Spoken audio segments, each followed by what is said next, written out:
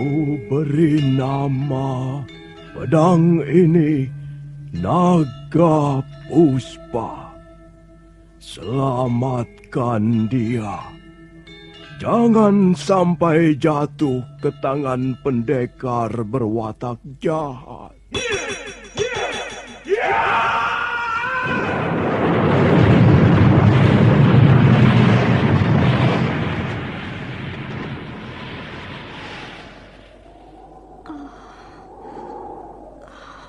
Kakang Kamandanu, kau masih juga tidak percaya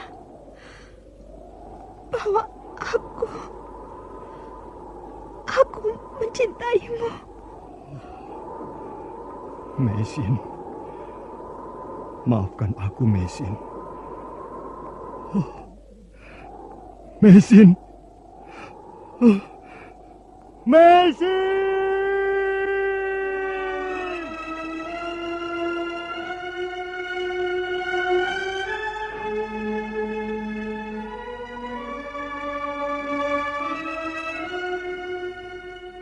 Tutur Tinula.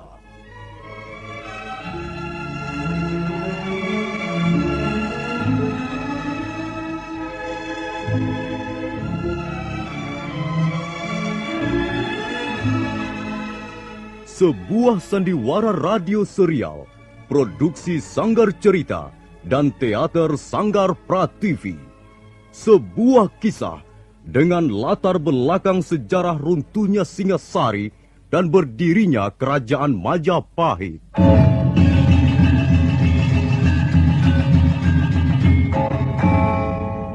Sandiwara ini didukung oleh pemain-pemain radio yang sudah ternama. Ferry Fadli, Ivone Rose, dan Eli Ermawati.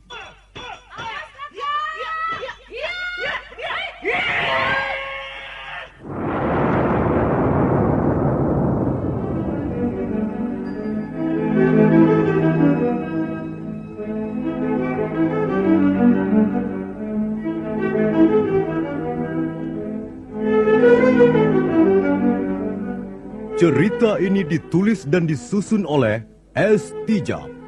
Teknik dan montase dikerjakan oleh Rudi Tinangon dan Joko SP. Sutradara EWS Yuwono. Kali ini mengetengahkan episode pertama dengan judul Pelangi di Atas Kurawa.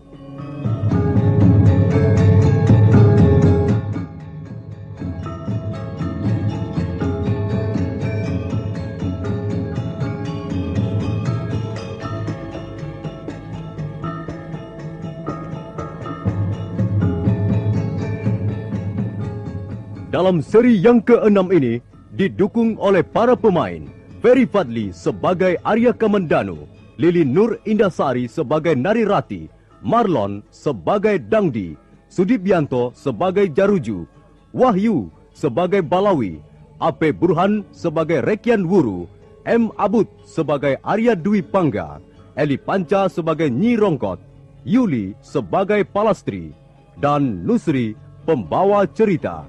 Selamat menikmati.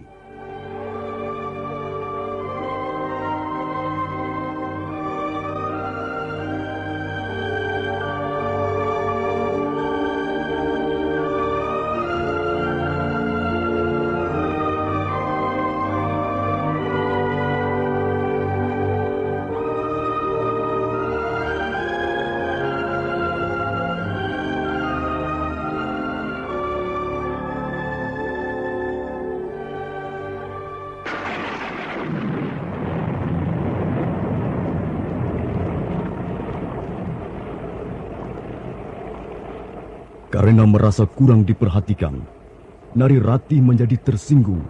Dia kesal dan kecewa. Dia mengharap Arya Kamandanu mencurahkan isi hatinya.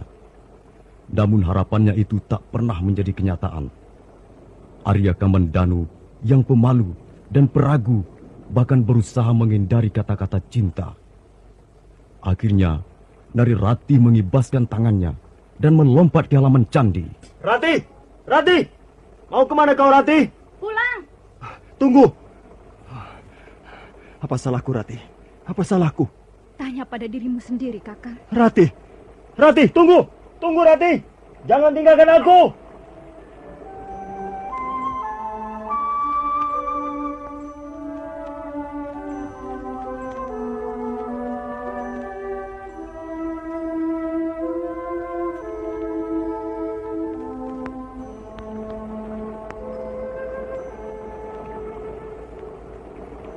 Ratih!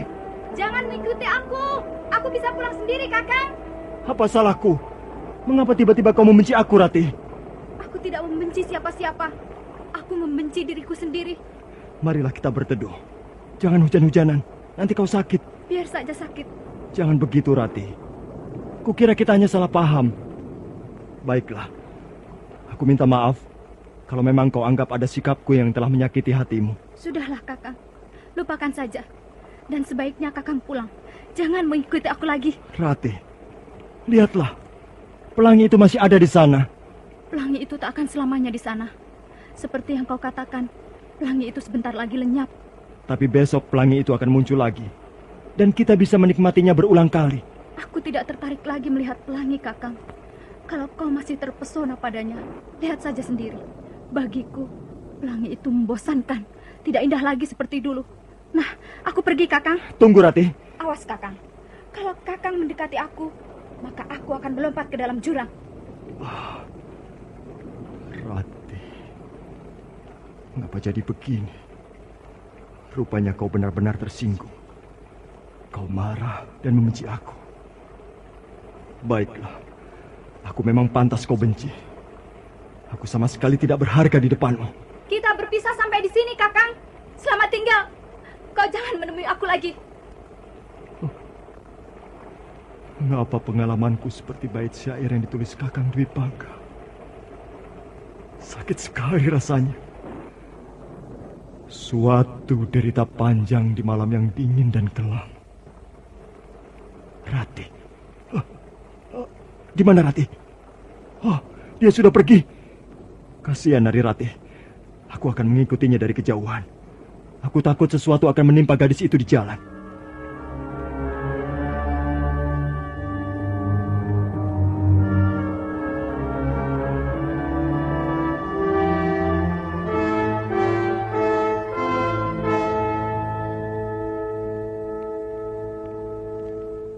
Nekat sekali gadis itu. Dia terus berlari dalam hujan. Tapi untung tidak terjadi apa-apa. Aku khawatir dia tiba-tiba sakit dan jatuh pingsan. Mengapa aku berhenti di sini? Aku harus mengikuti Nari Ratih. Aku harus melihat dia tiba dengan selamat di rumahnya.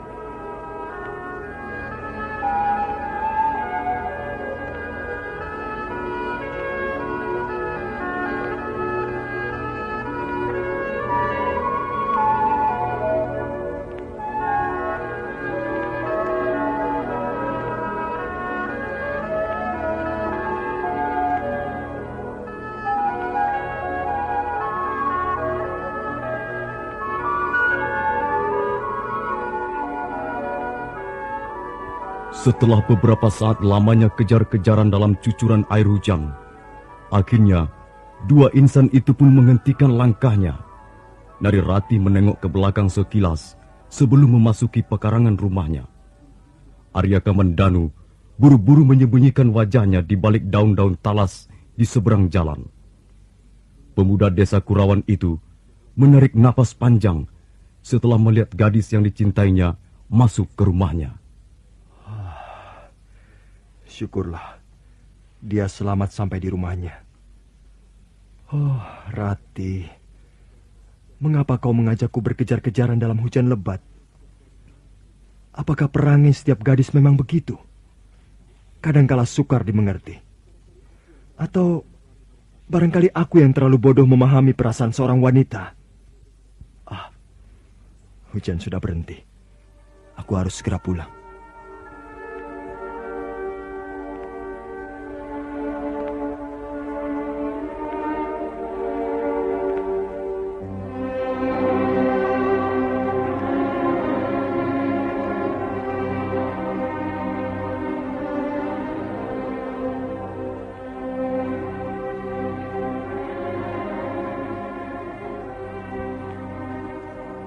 Dengan gontai, Arya Kamandanu melangkah menuju ke desa Kurawan.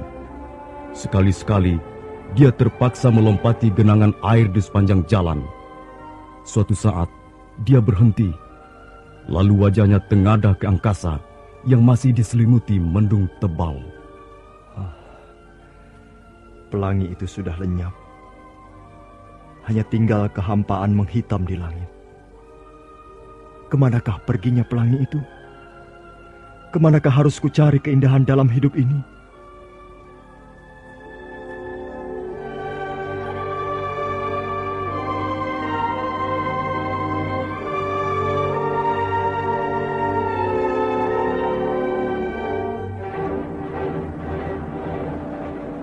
Arya Kamandanu terus melangkah, semakin jauh meninggalkan perbatasan desa Manguntur. Mendadak, di sebuah tikungan jalan, muncul 3 orang pemuda menghadangnya. Oh, Dangdi.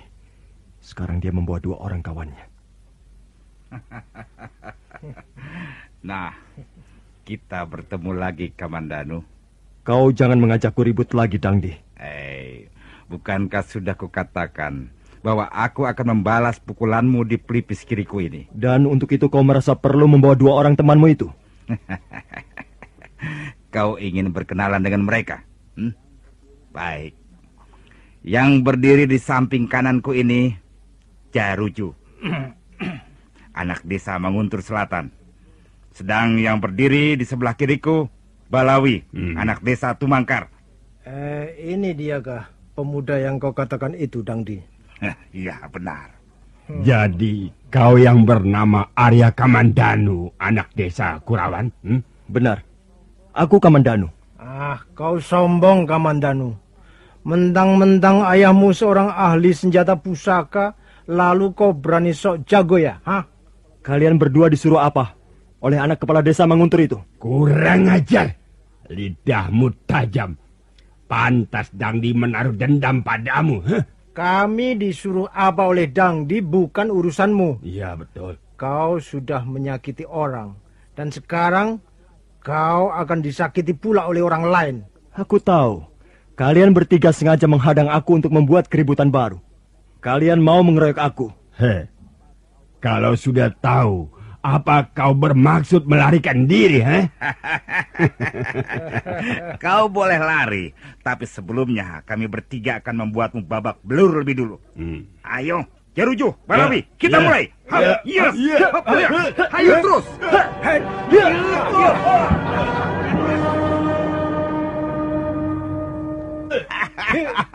Ayo, bangkitlah anak pandai besi, atau kau lebih senang berkubang dalam lumpur itu. Ayo. Kau licik, Dangdi. Kau hanya berani main keroyok. Diam kau, tikus comberan. Kami tidak akan berhenti sampai di sini. Bukankah sudah kukatakan bahwa luka di pelipisku ini harus kau bayar lebih mahal? Jaruju, Balawi, ayo, mulai lagi.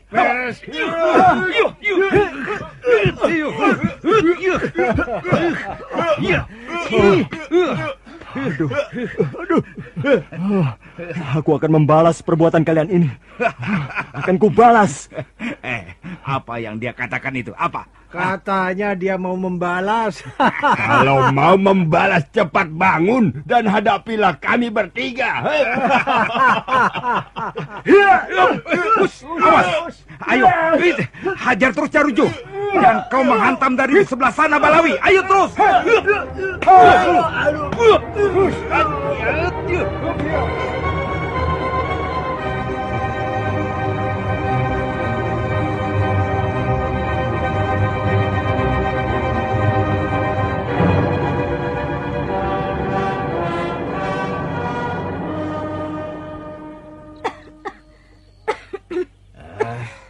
Apa kataku, Rati?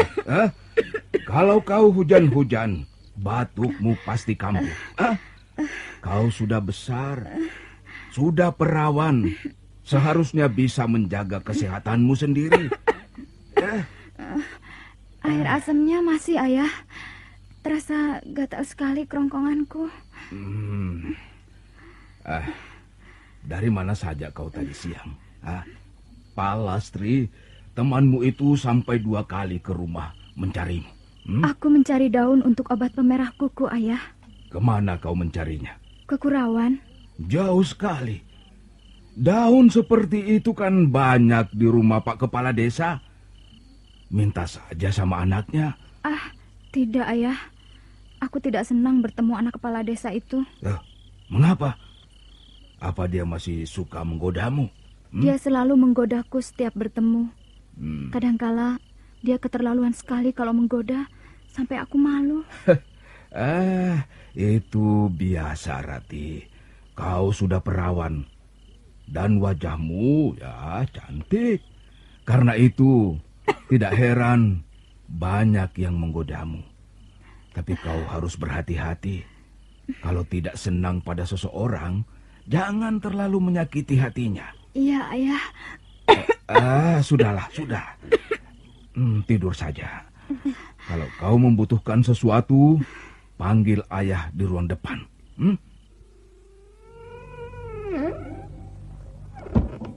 Kakang.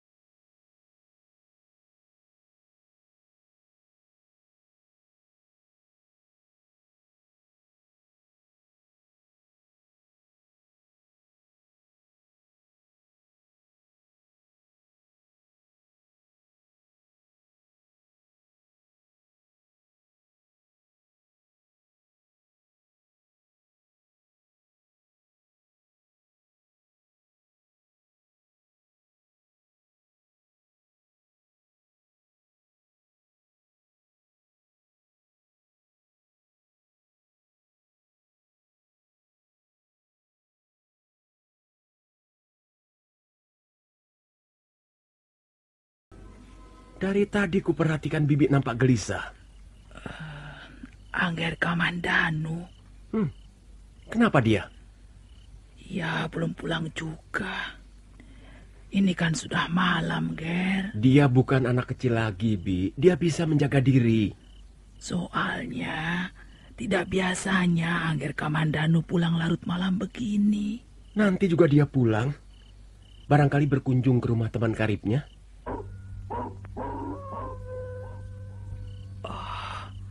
Suara apa itu, Nger Dwi Pangga? Coba kau lihat, Bi. Sekarang banyak anjing liar berkeliaran masuk ke desa Kurawan. Kadangkala mereka mencuri ayam atau anak kambing. Coba lihat, Bi. Baik, Nger.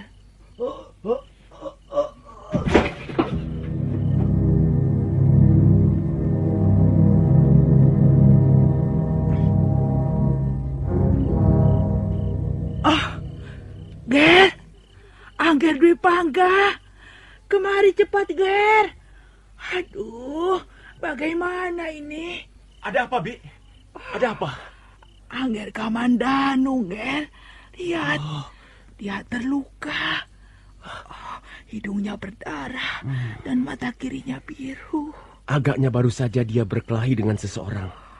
Ayo, Bi, kita angkat ke dalam. Ayo, Ger. Hati-hati. Pelan-pelan saja.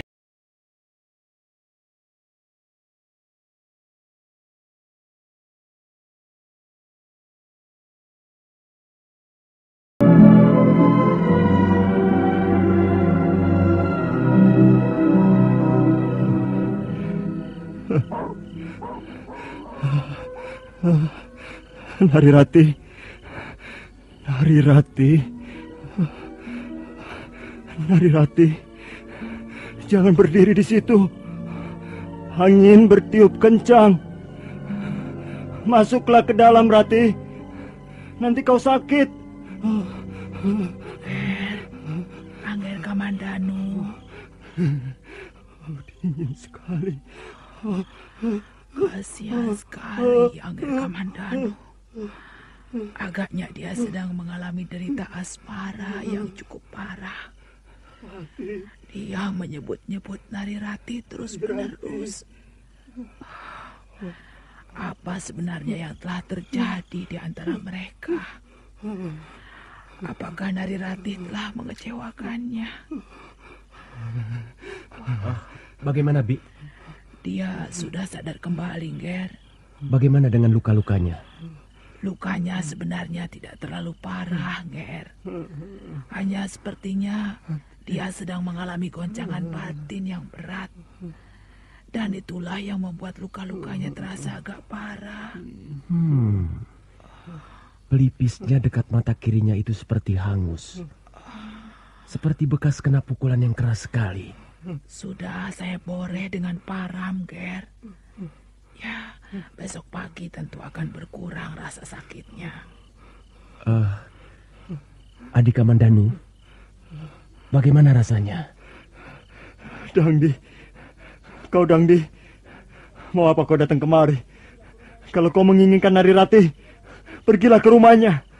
Narirati tidak bersamaku lagi. Hubungan kami sudah terputus. Pergilah. Adik Kamandanu, aku bukan Dangdi. Iya, Angger. Ini Angger Dwi Pangga. Kau Dangdi. Kau Dangdi. Jangan mungkir. Kau Dangdi, anak kepala desa Manguntur. Kaulah yang ingin merebut Narirati dari tanganku. Ayo, rebutlah. Rebutlah. Ambillah Narirati dari tangan Arya Kamandanu yang berkasa ini. Sudah, Angger. Sudah. Lebih baik Angger Dwi Pangga jangan di sini. Oh, Angger Kamandanu masih belum pulih kesadarannya. Baiklah. Nanti kalau ada apa-apa panggillah aku, Bi. Ya, Angger. Angger Kamandanu. Angger. Angger Kamandanu.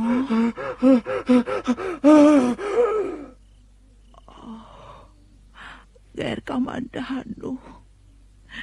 Mengapa begini? Angger seorang laki-laki. Seorang laki-laki tidak boleh berjiwa lemah. Angger harus tabah menghadapi peristiwa yang seperti apapun pahitnya.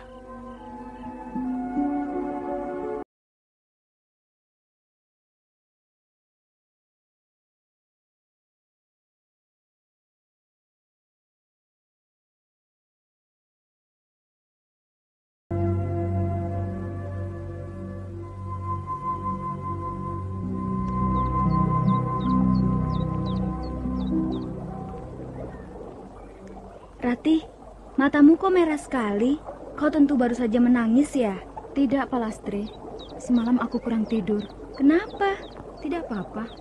Aku memang biasa begitu kok. Ah, kau bohong. Aku kan sahabat karibmu, Rati. Mengapa masih kau bohongi juga? Sudahlah, jangan bicara soal itu lagi, Palastri. Ada apa dengan pemuda Kurawan itu? Tidak ada apa-apa. Kok mendesak terus? Katakan saja, Rati. Terus terang saja. Siapa tahu aku bisa meringankan beban batinmu.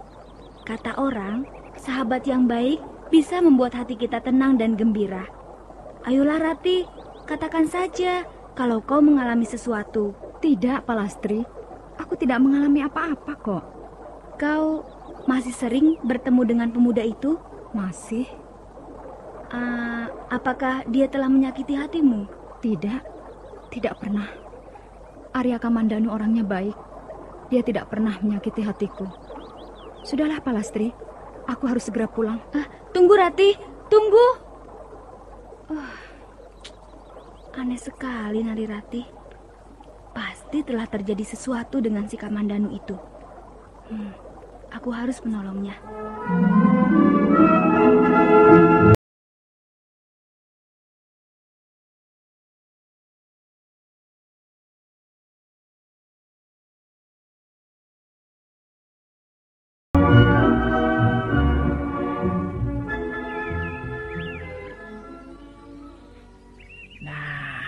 Begitu, Ger. Biar sedikit. Yang penting perut jangan sampai kosong. Bagaimana keadaanmu, adik Kamandanu? Sudah lebih enteng. Tidak terlalu nyeri lagi. Nah, Angger Dwi Pangga di sini saja. Menemani Angger Kamandanu. Bibi mau ke belakang menyiapkan makan untuk siang nanti. Kalau butuh sesuatu, panggil saja Bibi di belakang. Iya, Bi. Siapa Narirati itu, Adi Kamandanu? Anak gadis Rekian Wuru. Kelihatannya kau sangat mencintainya. Apakah dia cantik sekali? Apakah kalian sudah sepakat untuk menjadi suami istri? Kenapa kau diam saja, Adi Kamandanu? Kakang Dwi Pangga, aku tidak mau bicara soal itu.